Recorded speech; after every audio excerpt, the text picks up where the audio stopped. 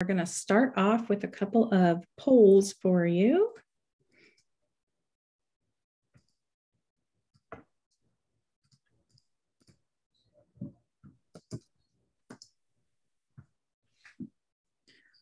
First one up, we want to know, is this your first virtual wine tasting with us?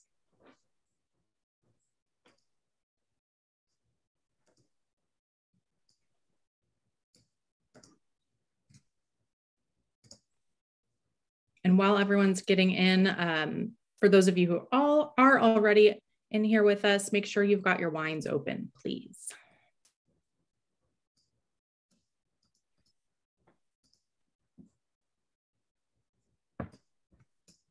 Let's see.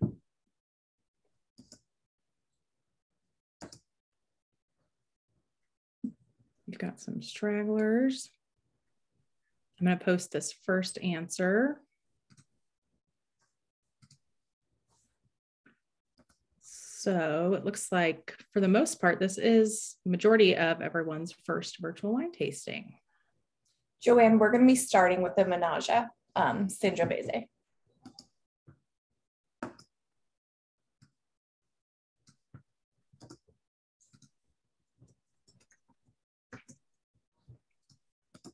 And our next question.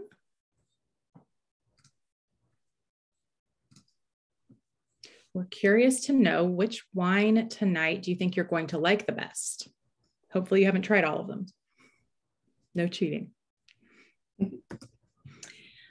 We also have another concierge in the chat going to be answering questions tonight, and she wanted us to let you know that you make sure that your chat is set up to go to everybody. So if you see the two, just make sure it says to everyone so we can all see.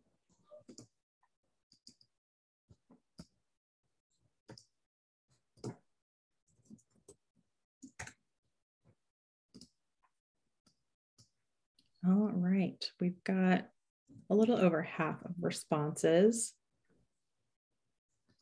Any last stragglers want to answer which wine you think you're going to like the best?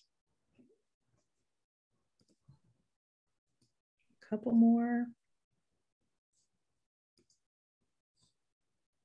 I'm going to post it. 3, 2, 1.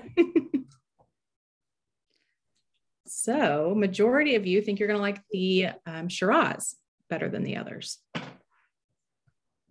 So that'll be interesting. I'm going to have Erin capture this info, and then we'll see what everyone thinks at the end.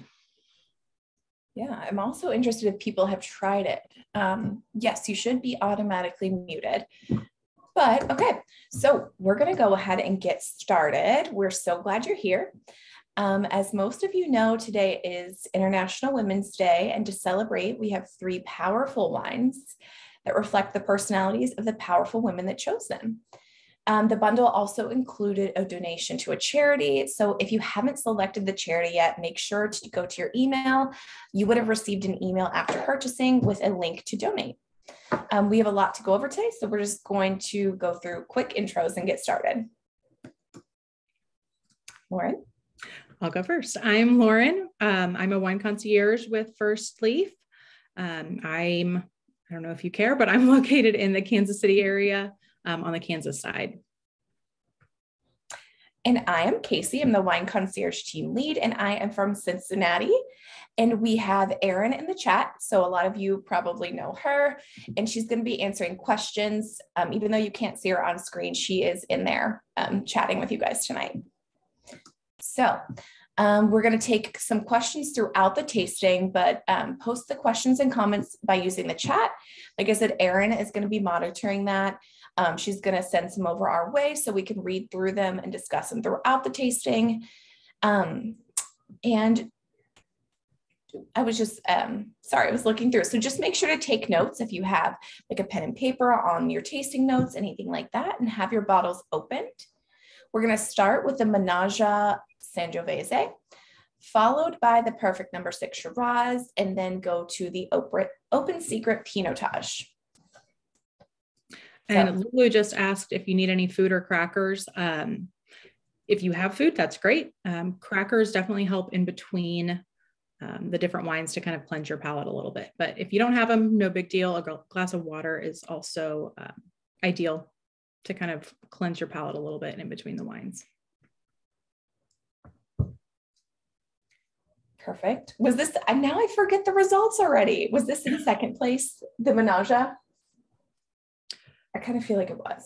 Erin, do you remember? It's not relevant. I'm just curious because I think this one's I still have them. I still have them. The Mannaggia and the Open Secret were tied, actually. Interesting. Okay. You guys can go ahead and pour, and we'll give you a little intro into this wine. I mean, first off, you've probably heard me say it a few times, but the pronunciation. So it's Mannaggia, and it's actually loosely translated into Dam of the Don. This Sangiovese, it's a classic varietal, but because of the region that it was in, it's actually taken a unique spin. So meaning this specific one, it was in a warmer climate. So it's going to taste different than some other Sangioveses you had, because Sangiovese itself is a picky grape. Mm-hmm. And it tastes different, like very different based off of where it was planted, the climate it's in, and takes on a different taste where it comes from. And this one actually comes from the Rubicon region of Italy. So that is a slightly warmer climate than someplace like, say, Tuscany. So this has actually taken on a bit of a fruitier spin than maybe a classic Sangiovese from like Tuscany, Sicily, those more popular regions. Yeah. This one also, I believe it was included in the email, but I just want to remind you guys. So this specific bottle was selected for us by Meg, and that is our Chief People Officer. All right. I'm looking through. A few of you still need to change your who you're typing to and change that to everyone instead of just host and panelists, so everybody can kind of interact there. And you do that right above where you type your message in the chat.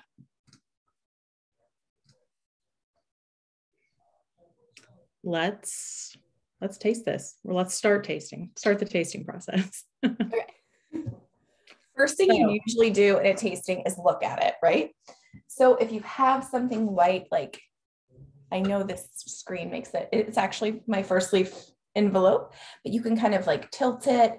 You're going to look at the middle all the way up into the rim and kind of look at that color and look not only at the actual color, but like the depth of the color as well.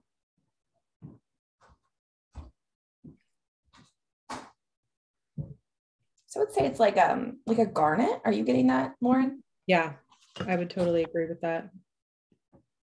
A little bit of a purpley tinted rim. The rim might be a little more purple. Mm-hmm. Can you see the stem of your glass when you look? Yes, but I would expect to. So Sangioveses, they're not like that big, bold, like cab, or like even when we get to the Pinotage, they're full of flavor, but not necessarily body. So it's not going to be as hard to see like the stem as the others are going to be. What about legs? Do you get a lot of legs? I was about to say, I'm swirling now. I'm sorry if you can't see it. So when I look at it, you're looking at the side of your glass and you're looking to see the teardrops that form and come down. And you can kind of judge alcohol content based off that. I mean, it's not a perfect science, but in general, it's going to be pretty accurate when it shows, you know, low, medium to high ABV. So this one in particular, it's 13.3. That's right around the average for a Sangiovese or for a red wine. So I can definitely see them forming, especially once you give it time. I mean, I've got a lot of legs now kind of on the side.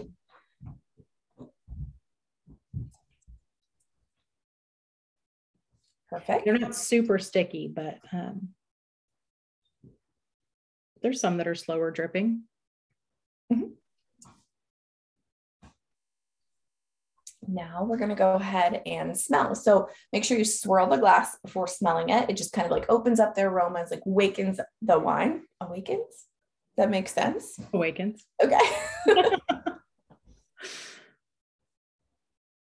And one thing you'll see people do when they're smelling wine, but don't be afraid to, is like literally just sticking your nose in there. It's going to change. So the notes you get up here are going to actually be different than the notes you get when you put your nose into the glass. And of course I got it on my lip when I did that. But.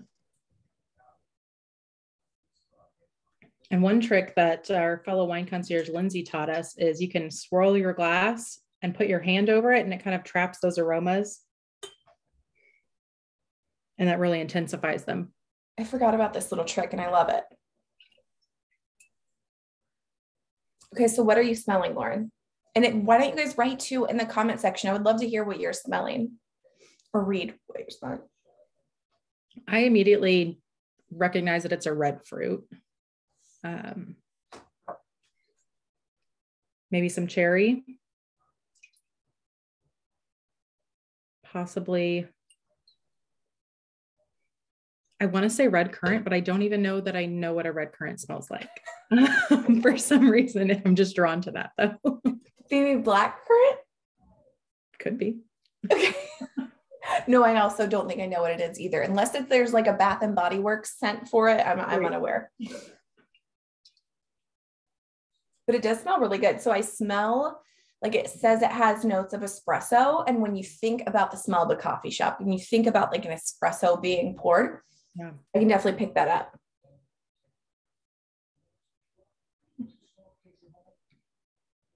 I'm getting a lot of cherry too when I look at the comments. I saw floral. I definitely agree with that. It gets a floral, the violet aromas. Violet is in like several Sangiovese or several red wines we have. If you don't know what a violet smells like necessarily, just knowing that it's floral is enough, because I'm not like super distinct on flowers and knowing which one smells like what, but I do pick up just floral in general. Yeah.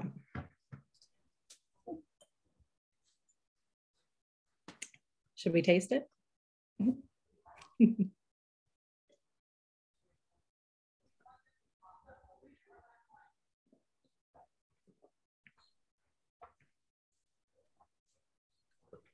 What do you think? I get those tart red fruits. It's tart, it's acidic, but when I go into it, I kind of know it's going to be that way because it's an Italian red. So like I expect the high acidity, and that's like, again, it is that mouth watering, like tart like a lemonade would be. And people are saying juicy. I get that too. It's fruity, but not sweet. Yeah, it's definitely not sweet. I would agree, Deb and Fred, that it's a bit thin on the body, but again, something I expect with this, it's not a heavy body, but it's full of flavor. Like it packs a punch when you try it.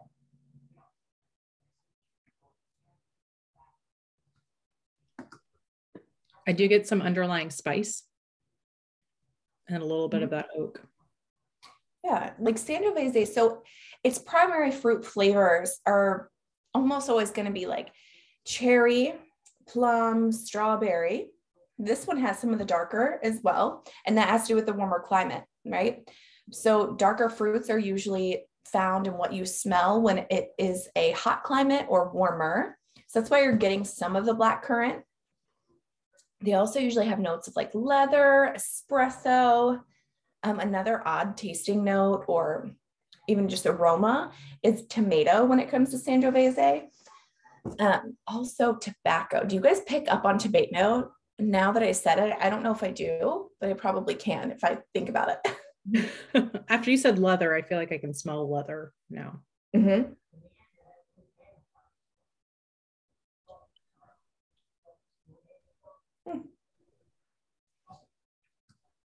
We kind of went over like the structure of the wine, but we've mentioned, right? So it's not heavy. It's not super light either. I don't think it's as light as like maybe a Pinot Noir would be.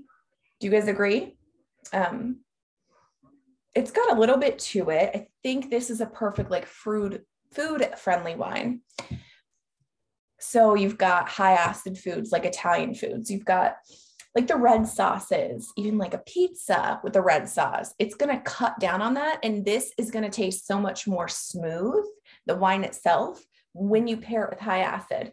It sounds weird, but in some wine classes they've taken. So if you suck on a lemon, like that super acidic, and then try your wine again, the wine is so smooth afterward. So I think this is going to be perfect with like, what else did we say it would go with? We said it would go, like a charcuterie with aged pecorino, pizza, spaghetti. I think any Italian dish, really. It's going to go with a lot of foods. But yeah, Deb and Fred said delicious with saltines. So something a little salty like those aged cheeses or those dried meats. Mm-hmm. Yeah, Erin said she had it over the holidays with a charcuterie board. The salt was perfect. I can see that. Yeah, this is definitely one that I would love to pair with food. You're right. It doesn't have a long finish, Catalina. You're correct. Yeah. But I think that's okay. Like, if you guys aren't eating it with food, I highly recommend the next bottle or finishing this with something. I think it's going to bring out the wine so much more. Mm-hmm. And it's great right now, but I think it'll become even better. Yeah. What do you think, Lauren? I would totally agree. Yeah. Like I said, I'm looking forward to pairing this with food. I think just about any food. Honestly, I think it could be pretty versatile. Like a flatbread pizza sounds really nice on maybe like, if I'm fantasizing a little bit, on a nice spring day, like sitting on my patio with a flatbread or charcuterie board in this outside before it's so hot that I want a white wine. I get that being like a spring, summery, especially spring. It seems like a springy type wine. So this is perfect because we're now getting into that. We mentioned a little bit about the region, but I can go just a little bit more into it. So it's the Rubicone IGT in Italy. So it's on the northeastern coast of the Boot. So like we said, it's a warmer area and it's influenced by the Adriatic Sea. So if you even get a little bit of salinity in a wine, it's typically because it was by a coast somewhere, by a sea, by a lake. The grapes kind of take on some of the salinity from the water around it. They also offer more fruit in this region. So you should be picking up on some fruit forwardness to this wine. Also, sorry, I can't stop smelling it. It smells really good. So Rubicone area is also known for producing wines with high acidity. Like we talked about, Sangiovese is naturally a high acid grape, but even this region is going to put that acid up there even a little further. Yeah. Somebody asked about body. What does body mean? Body is like the mouthfeel. So one of the more common kind of associations with body is comparing it to water and milk.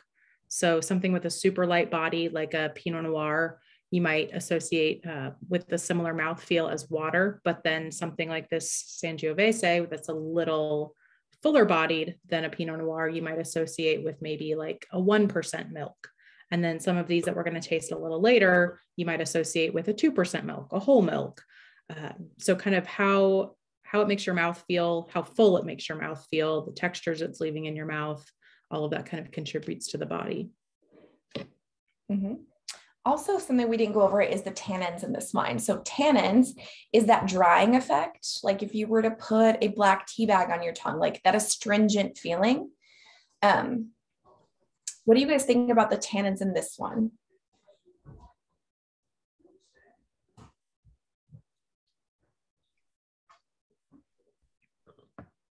Ooh, buffalo chicken dip sounds good. Not much tannin. I would agree, Benjamin. So it's there, but not too much. It's not, I can feel the after effect a little bit of that like drying out. I think it's rated on the Firstleaf scale of 3 out of 5. And I'd say that's pretty accurate. Yeah. What do you think? Yeah, I've had higher tannins. I've had lower tannins. I think it's right in that middle ground. Mm-hmm. Completely agree. So are we ready for the next wine? Or are you going to do your poll for it?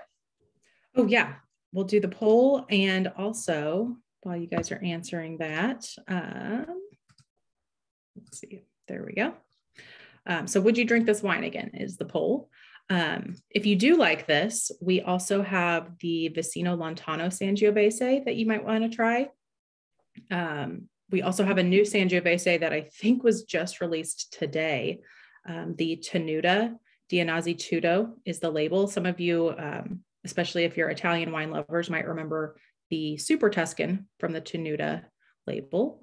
So that one was just released today. So keep your eye out for that. If you want to kind of branch out a little bit, something that has some similar flavor profiles, but a different grape, you might try the Camarga Tempranillo from Spain. It's got some similar tasting notes to it, and similarly structured too, as far as the body, the acidity, the tannins. I will say I've tried the Vicino Lontano and it's really good. And I liked the label. Did you feel like Vicino was a more classic Sangiovese? Is it Vicino or Vicino? I don't know. No, I did. I think it was more classic, but I really liked it. So most people would have this again. Good. If you're on that maybe, or this wasn't for me, I mean, I get it. Not everyone is, but I'm telling you, try it with food after. Try it with Italian food. I think you're going to change your mind. I really do. All right.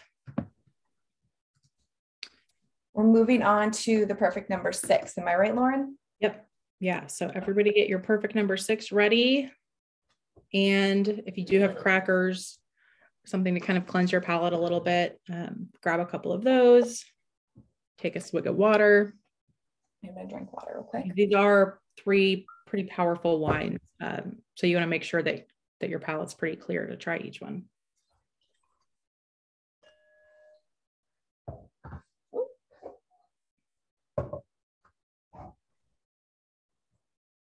We got all different regions now that I'm looking at everything. So we have Italy, now we're on to South Australia. Perfect.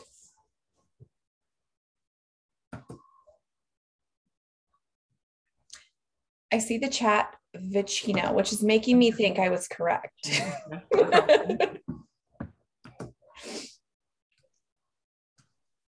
Somebody asked, naming the wines. Can you type them? I'll put them in here for you.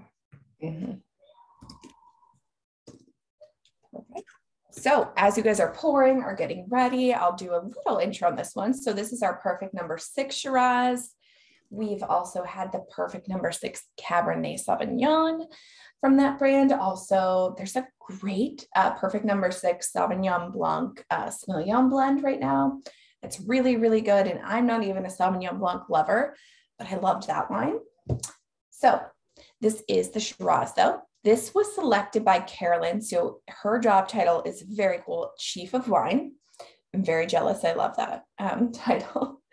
And like I said, this is a Shiraz or Syrah, same exact grape, just called different in different places. So when Shiraz first came to Australia, it was called Syrah, and the Australian name is now spread across the world. So even though they're the same grape, when this wine is labeled a Syrah, it often implies that the producer made it in an earthy, elegant style.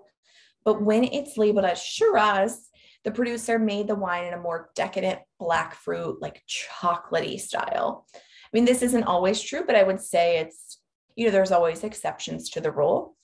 But it's a good way to kind of know what you're going to get, because there are different styles, same grape, but a winemaker can do something totally different with the same grape, right? And Syrah Shiraz is typically has a bit of like a natural spice note to it. So I'm excited to see if we pick up on that. Mm-hmm. Australia too is known for its Shiraz, just like Rubicon, Italy, it's known for its Sangiovese. This one also is kind of just known for being that Australian grape.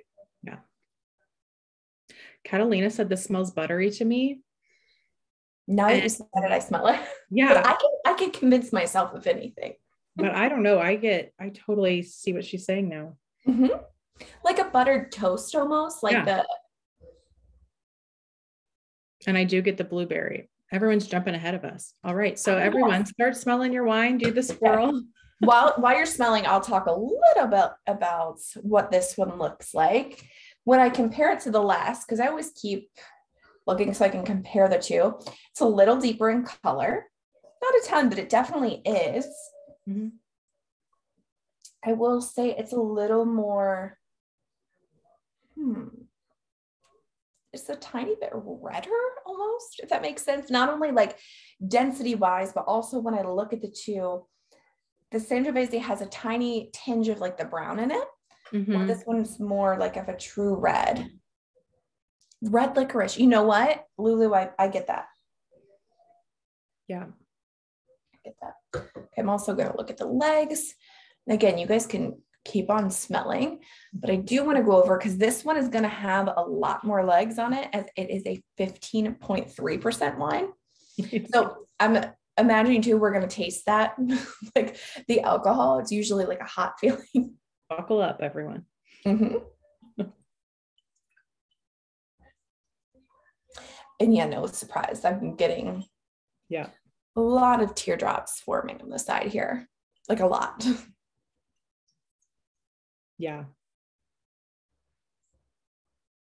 I taste the alcohol. I'm not surprised. Drip too. Okay, so smelling now. I saw nutty aromas. I get that. I get really strong blueberry. And you know what? I was just talking about the Syrah versus Shiraz, same thing, but made different style. This is, I think, true to that statement with this having that chocolatey note, right? Like, do you smell like almost like a mocha? Yeah.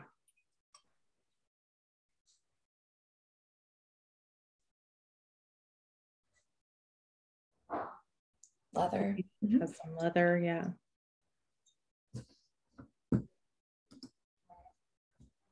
I always too. I'm going to compare the smells again because I've got both out. It's crazy. I can pick up on things in the Sangiovese after I've smelled the Shiraz, just by comparison. Like, oh, I smell this now. I'm now picking up on this in the other glass. This smells a little bit sweeter to me now that I smell the Shiraz, weirdly enough. Oh, the Sangiovese does smell a little bit sweeter. Fruity. Yes, now that I compare the two. I think because this one's so like spice, right? Like mocha, spice, just. I was just about to say, now that I smell the Mannaggia, I can really pick up on the spice notes in the Syrah. I'm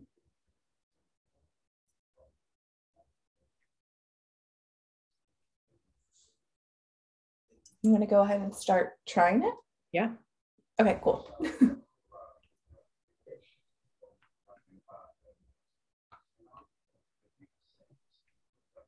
Oh, I definitely get the spice notes. Are they prevalent for you? They were like hit Oh my God. Pepper, baking spices. Yeah. Definitely pepper.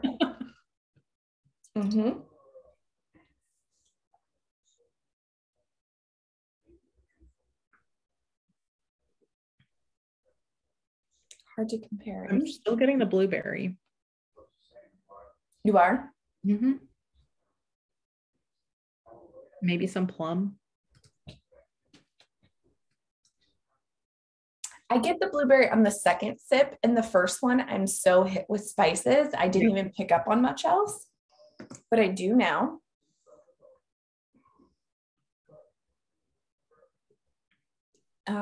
Another tasting note would be like mulberry. Pomegranate. Do you get pomegranate? Maybe a little bit. Not when I think pomegranate, I think a little tart, and I don't really get the tart fruit in this one. I do, just slightly, not much, not acidity, but maybe just a little tartness. I don't know. Oh, Catalina said tangier. I like that word. Tangier than the Sangiovese.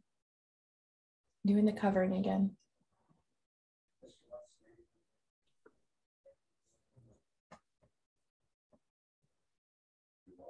What do you think of the structure of the wine? heavier than the last one. Not as heavy as I was expecting. Do you agree?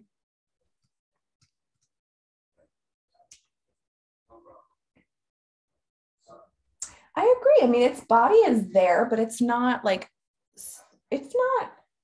as heavy as some Syrahs or Shiraz can be. What are you guys thinking on the body? I've been reading the comments. Tartness, blueberry, peppery spice.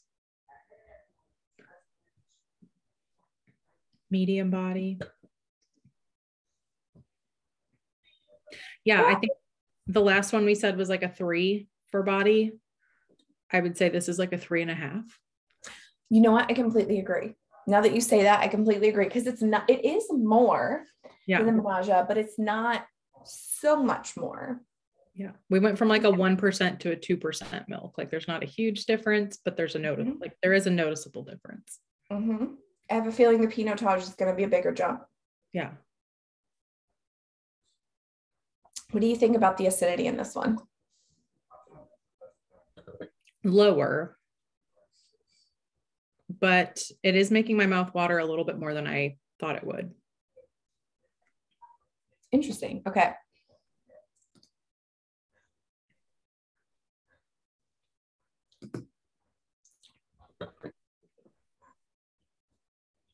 I don't think it makes my mouth water too long. No. But it's still refreshing. It doesn't fall flat. So sometimes when reds don't have enough acidity, they can fall flat. And I think this is still fresh with the amount of acidity it has, but not too much so. Yeah. It's not acidic enough that I feel like it has to be paired with food. It would pair nicely with food, but I don't like the Mannaggia, I think would just pair beautifully with food. I think it would thrive with food. Whereas this one, I think you could go either way. Speaking of food, my favorite topic. What do you think this one goes with? We have some ideas. Like, I know barbecue. Like this would go perfect with barbecued food. What else are you thinking? And if you guys have ideas, my favorite part of every tasting is getting food ideas. I don't personally eat red meat, but I think it would pair well with like something wrapped in bacon. Okay. I have a question. And don't judge me. Is bacon red meat? Yes. Okay. Well, to me it is, I guess. I guess it's pork. It probably is. I don't know. Okay. Naomi, it is. Okay. Please don't judge me. I just wasn't sure. I guess I didn't know if you were saying like I don't eat pork either. Huh? I guess, is pork considered white meat? I don't eat pork either. I'll say that.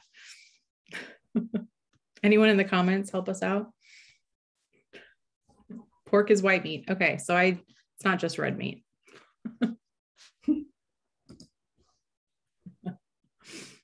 Interesting. Okay. Cool. We also said to go with like hard cheeses, like Gouda.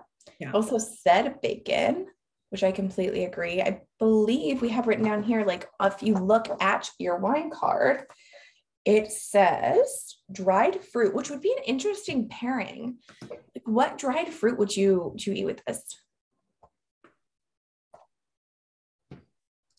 With dried fruit? Yeah, it says that on the card. That's what I was looking at. I can't say that I eat a ton of dried fruit. I don't think they do either. But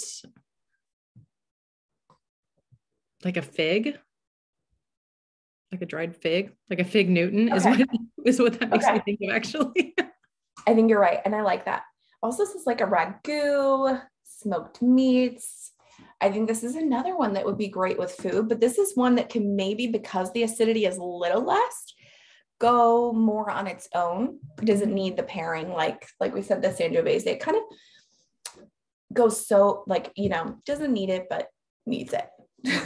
That makes sense. I could see this one just like slow sipping, because it is higher ABV, like slow sipping while you read a book, or just relaxing.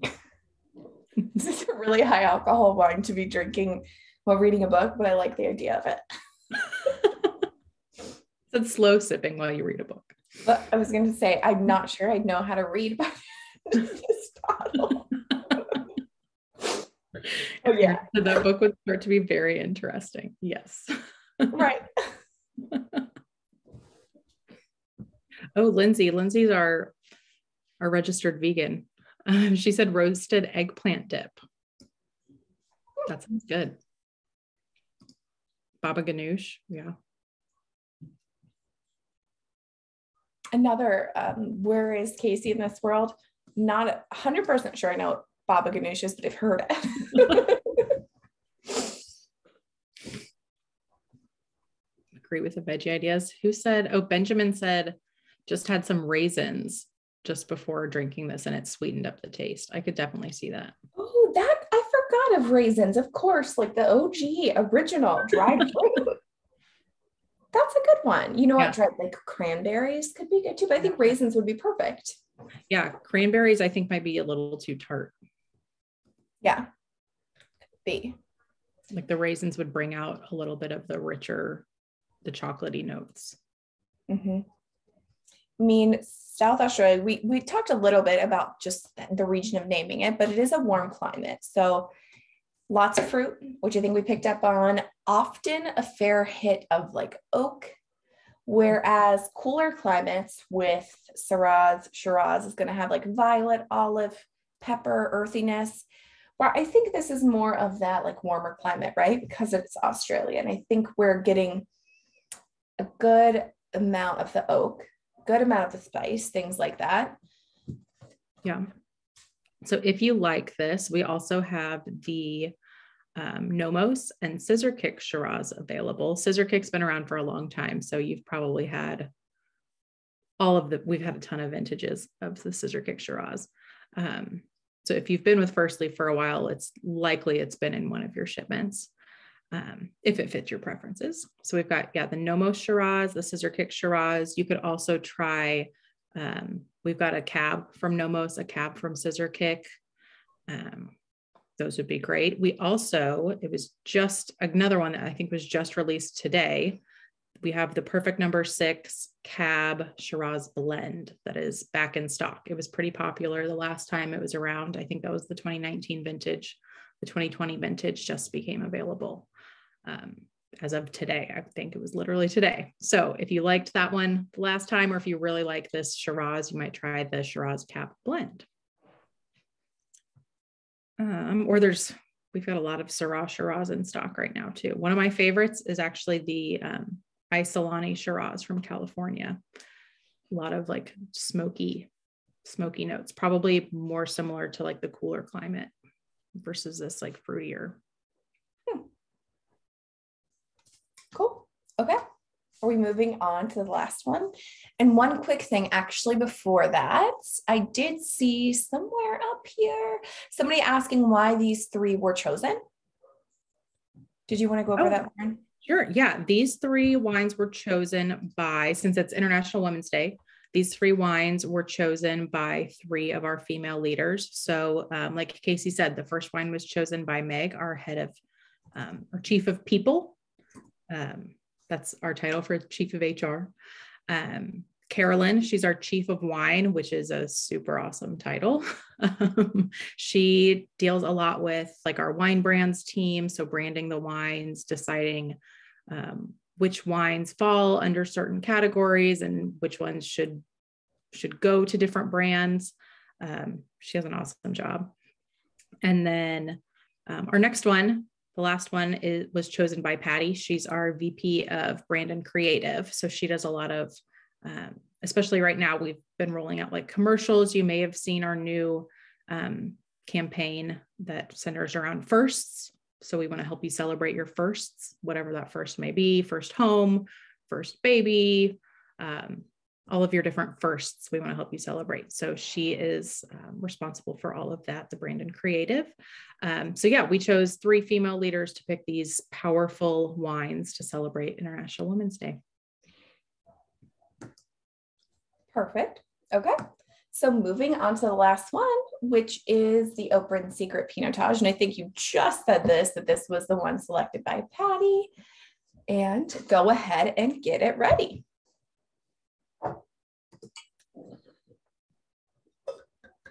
Oh, we forgot the poll. So as you're getting it ready, pick that up.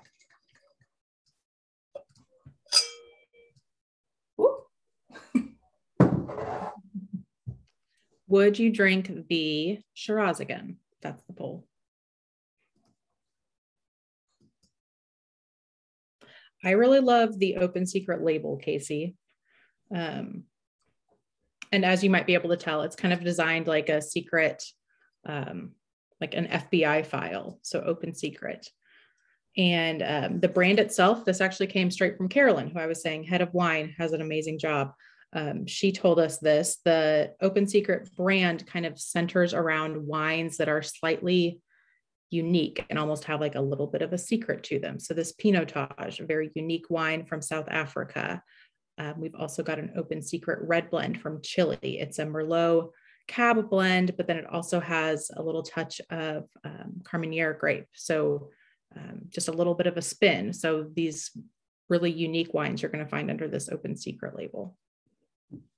Yes, and you forgot the little, she did this as like a little, like, what's it called? Like a peekaboo or like a, what do they call those Easter things? egg, an Easter egg. Easter egg, yes. Easter egg. The like Firstleaf does all the Easter eggs. Okay, that's what it reminded me of. Little Firstleaf symbol over here. That's our little Easter egg. I don't know. I think the label's cool. So let's see. I'll share the results for the Shiraz. Majority would drink it again, not quite as many as the Sangiovese. Interesting, because they thought this was going to be the favorite. I'm so curious if it's changed. Yeah. Oh my God, I'm excited for that answer. Recall, you thought this was going to be your favorite. So we will see. What was the Easter egg again? It's this little Firstleaf symbol over here in the corner. I recently saw a little, like, I don't know, just some article about all the Easter eggs from Pixar movies, though, and it had me thinking about that. And it's crazy how much they think into that, but okay, perfect. Let's see. So like we said, the Open Secret Pinotage. So this is a South African wine. So we say it was born in South Africa, the Pinotage grape, because it hasn't really spread too far. So occasionally it'll be found in like Israel or New Zealand, but Pinotage is a great crossing of Cinsault and Pinot Noir. And before you try it, you might think you're going to pick up on the taste or the structure of a Pinot Noir, and it's not at all like that. So the combination turned into something completely different. So it was unexpected, right? The Pinotage grapes they're like extremely dark in color, and the wine they created was like bold and high tannin. And if you like that earthy, funky wine, that's what I look for, like in a Pinotage, and that's what they deliver, you know, that earthy funkiness. Yep. And Cinsault is also known as Hermitage. I think I'm pronouncing that right, but that's where the name actually comes from. Pinotage, Hermitage. It's a combination of those names.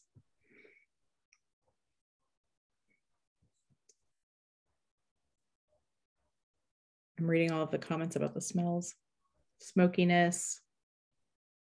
It's a very different, Pinotage is very different. So yeah, the smell is little, like, as Lindsay said, bacon, meat wine, like there is almost this bacony beef, like a hamburger being cooked. What else are you getting? I'm curious. Coffee is very, very, very common in Pinotages, but what are you getting, Lauren? I get like the burnt coffee, very prevalent for me, and that like meaty smokiness, which sounds so weird to say about a wine, describing a wine as meaty. When I look at the color too, it almost looks like how it smells, right? It's got a little more of actually, I would say it's like a burgundy, right? Mm-hmm. And a true burgundy has like some brown in it. Yeah. When I compare the stems, this one I can tell just by the looks of it is a higher body. than the Shiraz, which we know is a higher body than the Mannaggia. So some of those indicators, you can tell what it's going to look like or what it's going to taste like by the looks of it. So when I see that, also when I swirl,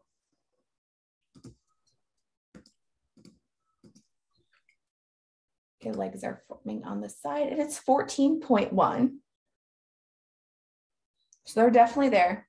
I don't know if you can see it on here or not. You can see some of the legs forming here on the side. And I've actually got such a fun one to smell. What was that? It's such a fun one to smell because it's so different. So different. I know. I just smelled the others. Barbecue. I smell it.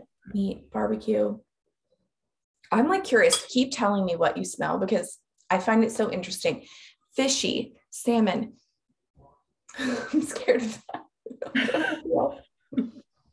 I don't know if I want to pick up on that, but now I feel like I did. Casey does not eat fish because of the scent. So, oh my gosh, yes. Since I was a child, the smell of fish has made me very, just to know. Some people said they didn't get a lot of legs. I get a ton. I'm a little scared because now that you guys are saying it, I'm smelling it, and I'm just. But I think I like this wine, so you've ruined it. It is so true though. Sometimes you can just manifest, like if you think about a scent, you can convince yourself that you're smelling it. Yeah, Stephanie, we've tried them. Nobody brought up the fish smell to me before, so this is the first time. I have tried them, but like it also depends.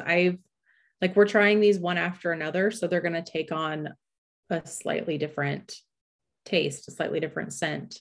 I've tried the Mannaggia on its own before. I've never tried the Mannaggia with food, so I'm really looking forward to doing that. I haven't done that yet. So yeah, every time you taste a wine, it could taste different to you depending on what you're doing. Even like we say a lot of times for tastings, don't have like a candle lit in the room. That can impact your senses and influence you. I know I have like in my bathroom downstairs a really like concentrated scented soap. So I made sure before we did this tonight that I didn't use that soap to wash my hands. I used like a really clean, low scented soap because your hand is so close to your glass that can influence things. Even what you ate right before can influence the taste. So I feel like every time I taste a wine, it tastes a little bit different. I'm smelling again now too. The difference between the Pinotage and the Shiraz. The Shiraz now is much more blueberry to me than it ever was before because of the comparison. Like just comparing them, it is crazy. Like you're saying, whatever you smell, it's crazy. Now I want to smell the Sangiovese with it. This doesn't even smell anymore somehow because this is so powerful. Yeah. We've talked a lot about the scent. Do you want to start tasting it? Oh, yes, you can start this off.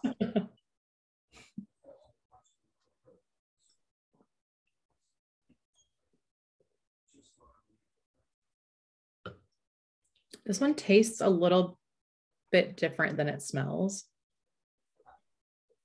I get a little bit more fruit. Like on the nose, I get hardly any fruit at all. But when I sip it, I do get a little bit of fruit. I agree. And I think that's a good thing. Yeah. In my opinion, maybe because I don't want to drink the smoked salmon that you are smelling.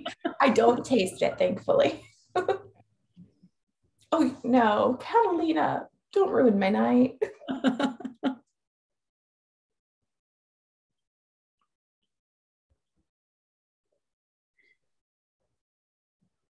What fruit are you getting? I guess maybe cherry. I always go back to plum. I feel like I pick out plum a lot in red wines. Like a black cherry. And then I get the coffee. Yeah. Oh yeah. And coffee, like I said earlier, coffee is very prevalent. Like I think it's a style in which winemakers choose to make a Pinotage. So what they do is they put the grapes or in the juice along with it, and they have it with oak like very early, so that it gets that oak influence very, very early on. And so it really takes it on. So you're going to get a lot of oak influence when you smell and when you taste this. And that's done, purposely. Yeah. And if you've ever had really any other South African wine, they just taste so much different than anything else. Obviously, the Pinotage itself is going to taste different, but even South African cab is going to taste different than any other cab because the climate in South Africa is just so different from anywhere else in the world. Mm-hmm. And this one's from Western Cape, South Africa. That is where the majority of the South African wines come from. What do you think about the body of this one? I do think it's heavier than the Shiraz was. Mm-hmm. Absolutely. I think this deserves I believe it's rated 4, and I think it truly deserves that. I would say we went in order of 3, 3.5, 4, in my opinion. Yeah, Erin, I totally agree. Erin said she feels like every single Pinotage in itself is different, which I totally agree with. We've got 3 or 4 in stock right now, and they're all completely unique. Definitely. I've smelled the smoky meat in other Pinotages, except our Apolloco. So I really loved our Apolloco. It was like coffee shop, like everything about it, like mocha, caramel almost. Yeah. It was very, very, very good. I loved it. Yeah, I did too. I think that one's my favorite. I know Erin loves the what's it, Isaac's 177 Pinotage right now. Mm-hmm. Yeah. That's her favorite. And I think that one is even fuller bodied than this one is, if anybody's interested. So when it comes to acidity, what do you think? Maybe a touch higher than the Shiraz. Mm-hmm. I think so as well. But not as high as the Mannaggia. One thing we forgot to go over with the Shiraz that now I'm thinking of with this one is the tannins.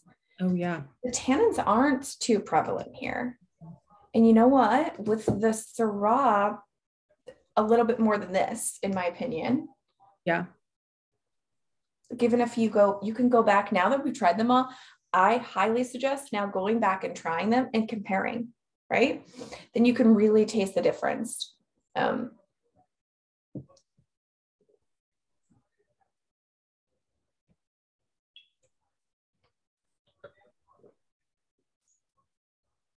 Yeah, I think the tannins in the Shiraz is a lot more prevalent to me than it is in this Pinotage. Mm-hmm. The tannins are more prevalent when I taste the Shiraz. And then when I go back to the Mannaggia, the acidity is more noticeable. The Mannaggia tastes better after trying the other two. I always liked it, but it tastes even better to me now that I'm just trying it in this order for some reason.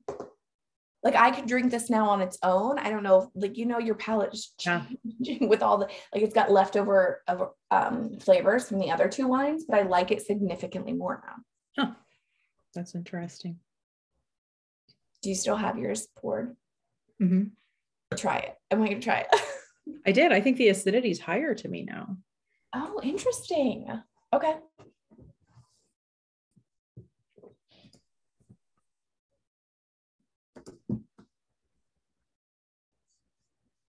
We did go over, if you liked this one, what would you like, correct?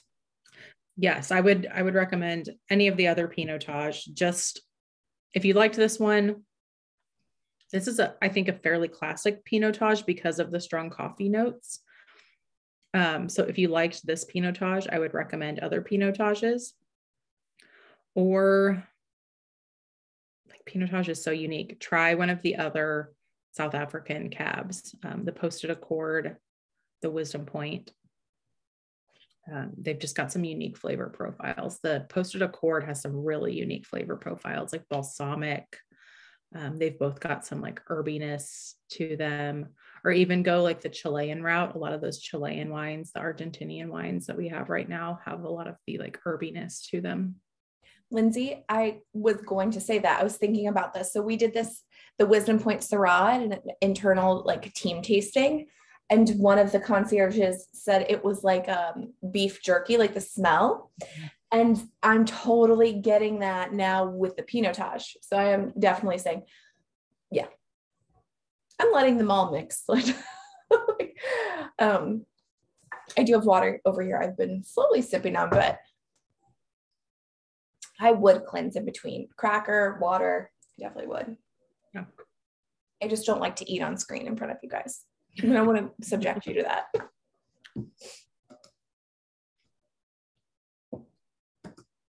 So are you going to put up the poll now? Because I really want to know if they like this one. But I also really want to know if the flavor changed. I will. Let's do. As she's putting that up too, any like last questions or any questions you want us to answer before we wrap up in the chat? I agree, Catalina. When I went back to the Shiraz, the blueberry was so much more prevalent, like even fruitier than it was before.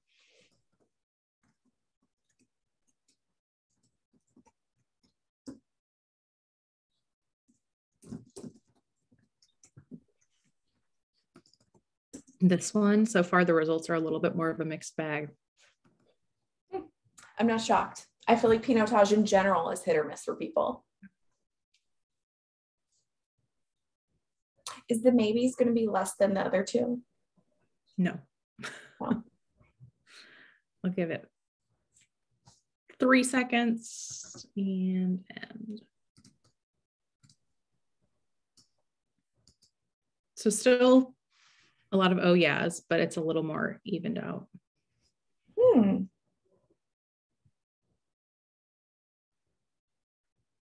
Interesting. This is the one we have the most of. This wasn't for me though, right?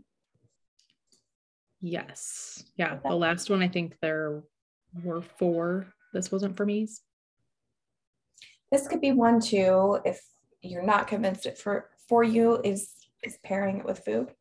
I think that can change the way you perceive a wine. Just you can do like a 180 with it. So this one again is going to go with like almost what you smell, right? Like it's gonna go with bacon. It's gonna go with steak. It's gonna go, I'm trying to think of like for the vegetarians, like mushrooms, things like that. Mm-hmm. Yeah. Anything you could throw on a grill or a smoker to give it a little smokiness, like smoked vegetables, smoked meats, charred vegetables. It's not something that I would pair with like a pasta. That seems really strange to me.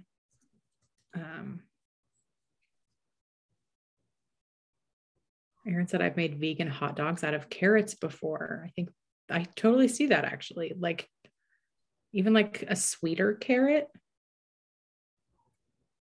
Huh. Do you know what I'm talking? Like a glazed, like a honey glazed carrot with this. I could kind of see that. Well, I don't eat hot dogs whatsoever, so I can't imagine trying to want something to taste like a hot dog.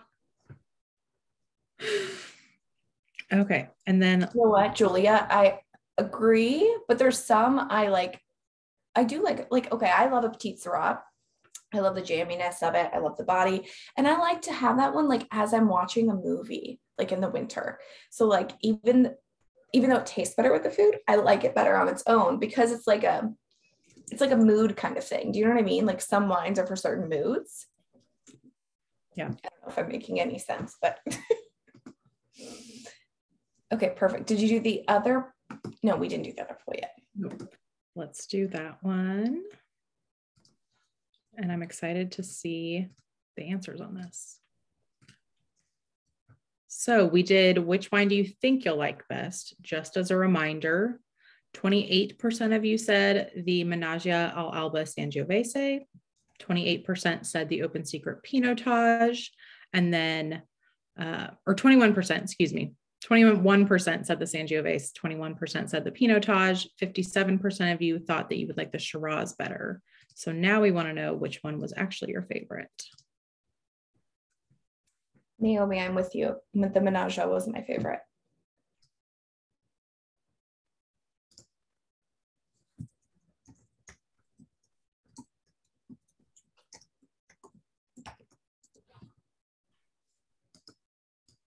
And the results are coming in. Give it just a few more seconds. 5, 4, 3, 2, 1. Interesting. I had a feeling it would change. Mm-hmm. In a good way, because I probably would have thought I liked the Syrah best too before I tried them previously, but the Sangiovese won for me too. Yeah. I don't know. I think it depends on the day and what I'm doing on which one I would like better. I still think I would prefer the Sangiovese with food.